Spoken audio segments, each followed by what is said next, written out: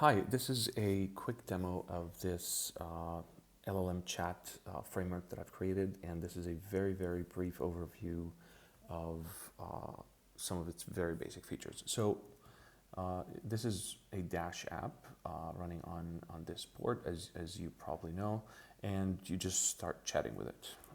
Let's say, what is your name? And you see this is working.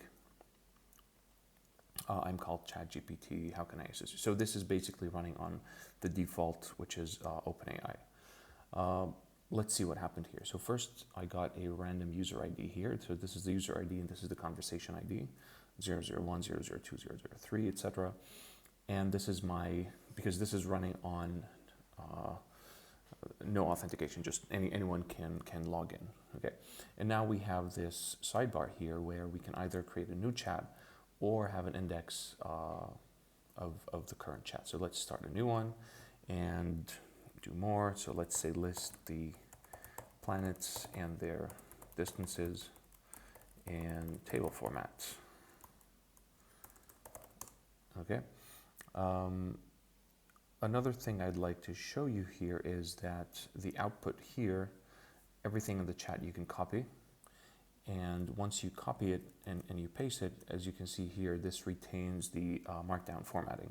So if you want to copy this as a table in markdown format and put it somewhere else, you can easily do that. Okay. And now, as you would expect, this is chat number 002, and this is chat 001, and so on. So how do you run this? Let's see the code involved. The library is called Chatnificent, and just like you import from Dash, import Dash, and this is a Dash object actually from Chatnificent, you import Chatnificent. And now I'm assuming that you have an environment variable called OpenAI API key. You create an app, and if name equals main, and then you run it with Python app.py. This is exactly how you run a Dash app. Okay, so this is how easy it is to get started. There's loads more features that I'll talk about in other videos.